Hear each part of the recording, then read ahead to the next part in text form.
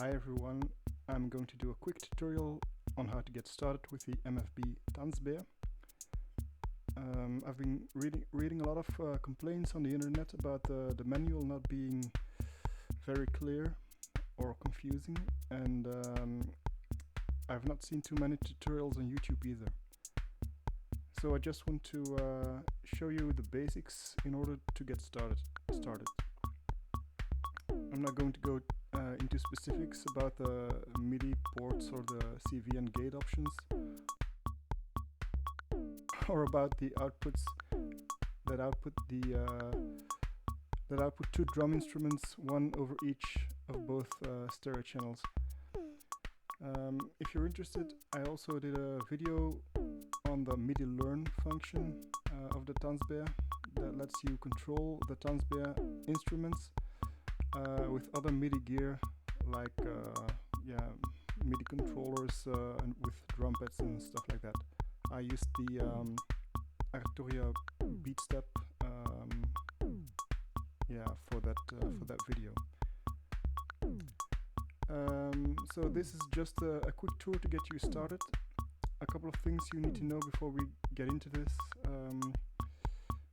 The Tanzbär has 3 sets of 3 banks that each can store 16 patterns. So that's 3 times 3 times 16. That means 144 patterns that you can store on the device. The first set is already filled with factory stored patterns. So that still leaves you with 2 empty sets, meaning 6 banks of 16 patterns. That's a little less than 100 patterns that are still empty, but of course you can choose to override the factory patterns as well. Okay.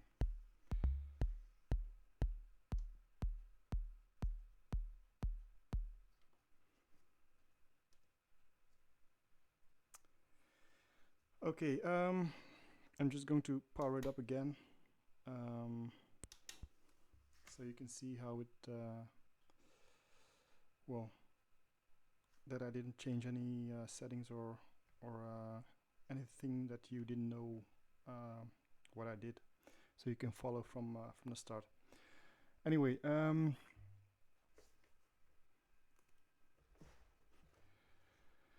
so you can see on top there are tiny volume knobs, one for each instrument here. There is also the data knob. This knob is the only knob that has functions for many of the instruments, unlike the other knobs that are linked to one specific instrument. You can see the list of specific functions it has for each individual instrument.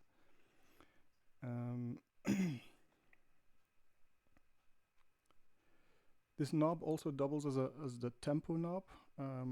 There's also no way to know the tempo the Tanzbär is playing back after you change it.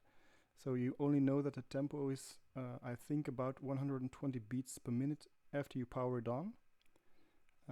If you change the tempo and power it off again and power it on again, the tempo will again be reset to 120 beats per minute. If you want to know the tempo, you need to hook up the Tanzbär up to another MIDI device or a computer with a digital audio workstation and control the tempo from there. Also important to know is that the tempo is not stored within the pattern. So if you have a very laid back beat, very slow tempo, and you store the pattern and you power up the Tanzbär like a couple of days later to work on the same pattern again, or just to play it back or to record it, the tempo will not be like you last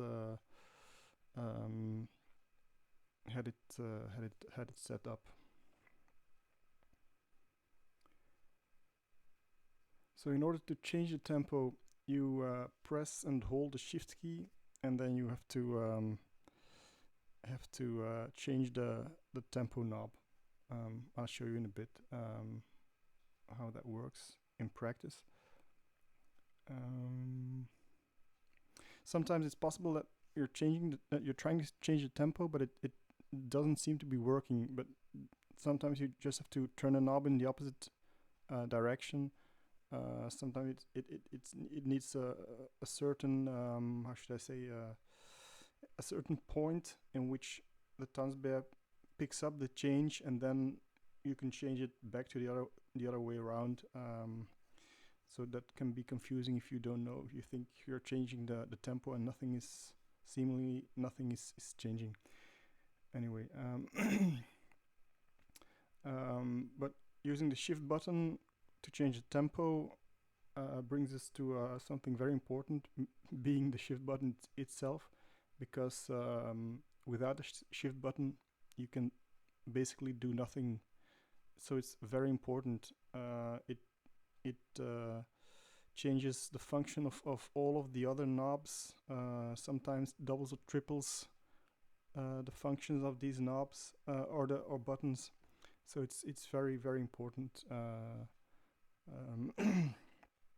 You'll use it constantly.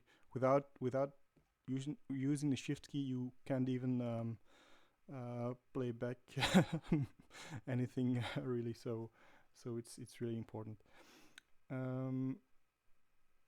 Also, something very important is to pay attention to the LEDs. All of the LEDs are very important because, well, there is no LCD display or anything giving you information or giving you feedback. So the LEDs, either they're turned on, they're turned off, and when they're turned on, they have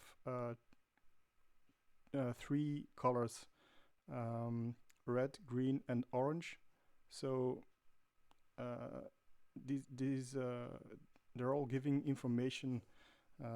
So it's very crucial to keep an eye on and pay attention to what color the LEDs are, or if they're on or off. Okay, so let's start with just playing back one of the factory stored patterns before we actually get into creating and storing a pattern. Each pattern has 16 steps, which you can double to 32 using the AB pattern toggle. But it's not really an issue that most of the patterns only have 16 steps, or that the maximum is 32, because there's a very cool function on the Tanzbär, being the chain function. But I'll show you how to play back just one of the factory stored ones, just to get started. So first of all, normally set A will be already selected by default, but I'll just show you so you know if you want to change it to set B or set C. But we'll start with set A. So you press and hold the shift key, push the set A button. You can also see that it's also the rim shot button, but not in this configuration what we're doing right now. And then we're gonna activate the pattern, the bank. So now we're seeing 16 stored patterns from set A. First bank, because if we press the shift key and press this button again, it now changes to the second bank, and if we do it again, it's the third bank. So bank 1, 2, and 3 of set A. You can also see that the LED has changed every time. Excuse me. So we're gonna go back to bank 1. Oops, I'm sorry, I did something wrong. So back to, and we're gonna select the first one. So this is one of the factory stored patterns. there are like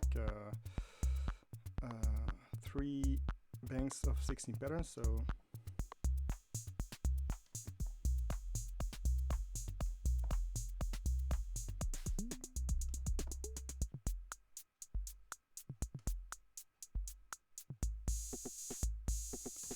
whatever. Okay, so I'm now going to show you how to change the tempo. So we're going to use the shift key, press it, hold it. See, it's seemingly not doing anything for the moment. So I'm going to go further, still not doing anything. Okay, now it picks up, and now we can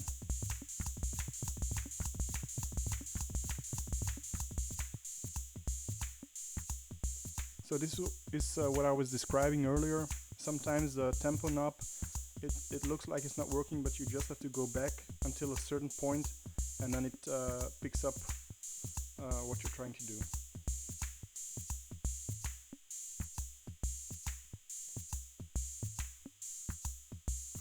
So these are all factory stored patterns. I'm going to show you how to chain some patterns. I'm gonna use one of my own created patterns for that. So I'm gonna go to set B, because my patterns are stored in set B, or some of them are at least. Okay, so I'm just gonna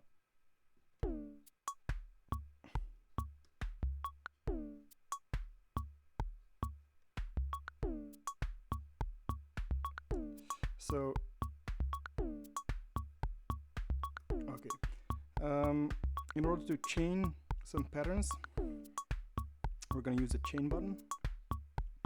We're going to press and hold it, and while we're holding it, we're going to decide which patterns and what order they're going to be played back in. So I'm going to play back this pattern 4 times, so I'm going to press the button 4 times, 1, 2, 3, 4, and then I'm going to do this one 4 times, 1, 2, 3, 4, this one again 4 times, 1, 2, 3, 4, and the next one 1, 2, 3, 4. Now I'm gonna release the chain button. So it's not doing anything right now because I stored the chain, but I didn't activate it yet. So now I have to activate the chain, so I'm gonna press it and the button will light up.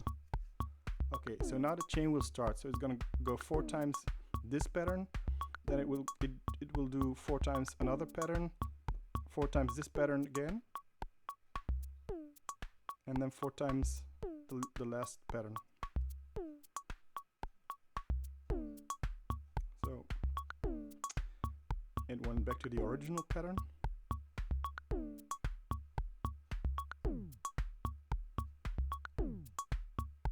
And this is the last pattern. And again from the start, and so it loops. Yeah, okay, so that's basically how you chain multiple patterns. So I'm gonna turn off the chain, and so it goes back to the pattern that was selected before you started the chain. So if I go to a different pattern and I press the chain again, it will start again with the patterns I stored into the chain. And when I turn off the chain again, I will now turn it off. It will go back to the last pattern that was selected before I enabled the chain. Okay.